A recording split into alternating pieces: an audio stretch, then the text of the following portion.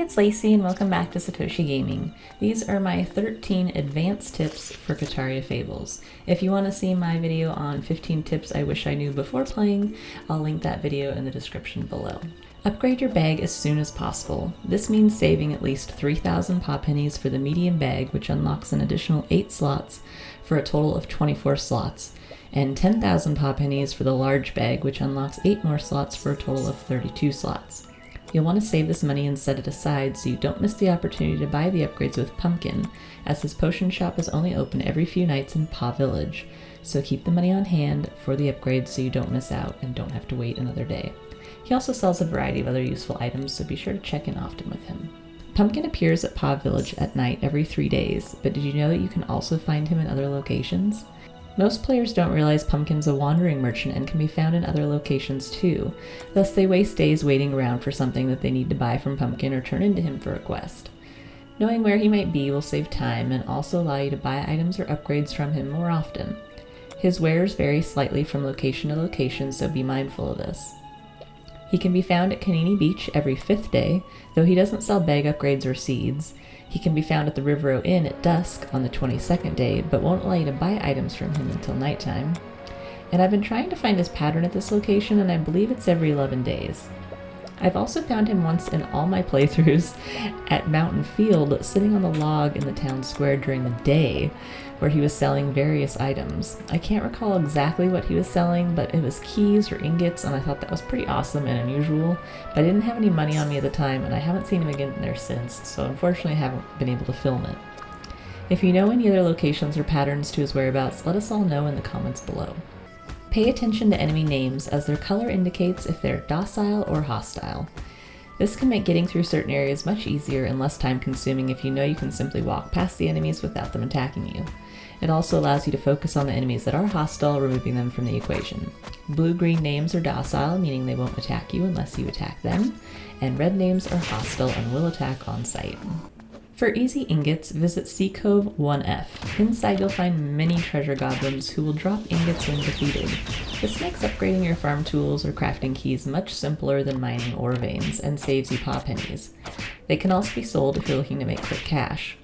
You'll need the Sea Cove key to access this area. If you don't have the key already, I'll link my video in the description below on how to get the key. If you don't have the key or you're not very far in the story yet, you can also find treasure goblins in West Sand Dune, though they aren't nearly as plentiful and are among many hostile enemies and a mini-boss. Skip crafting bows and swords. If you want to, you're able to save a lot of resources by opting out of the traditional bow or sword crafting upgrade tree found at Shamrock. Instead, focus on buying the Immortal Sword or Falcon's Eye from Pumpkin's potion shop. To get the Noble Hunter Bow or Forest Guard Sword, you'll need to unlock specific gold chests, which I'll link my videos below for how to obtain both of these. The Noble Hunter Bow can be unlocked very early in the game if you're focused on obtaining it, and then it's just a matter of saving 75,000 pop pennies to upgrade to the Falcon's Eye, which will easily defeat the final few bosses in the main story quest.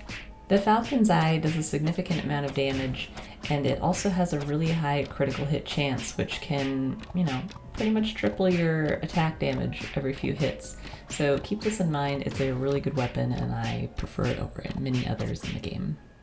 On my second playthrough, this is the route I took, and I did just fine doing this method, so it definitely works. Farming enemies in Forest Sanctuary is a great place to rack up useful items you'll need throughout the game. Here is a plentiful location to farm Vengeful Souls used for buying spheres, coal for repairing your farm chests, and amber which sell for 1,000 pop pennies each. This is my favorite place to farm when I have time to burn, and there is an inbound teleporter directly to the area and an outbound teleporter just north in Mountain Tunnel entrance, making it an easy location to get quickly in and out.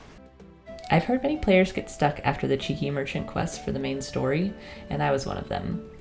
If you have no quests in your queue and no idea on how to progress the main story, it's likely this is the quest you're missing.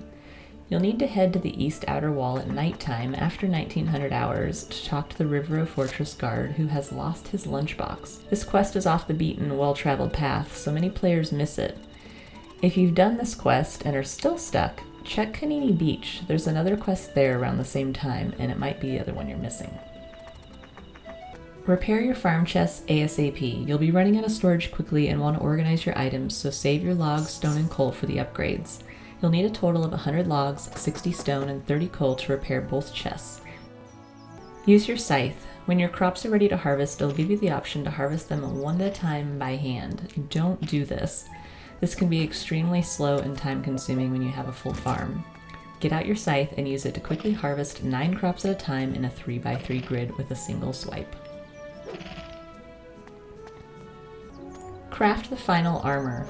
Is the final armor worth the price? Yes. There is a huge jump in total health obtained between the second to the last and the final armor set, and relatively speaking, the items are easy to acquire well before the end of the game.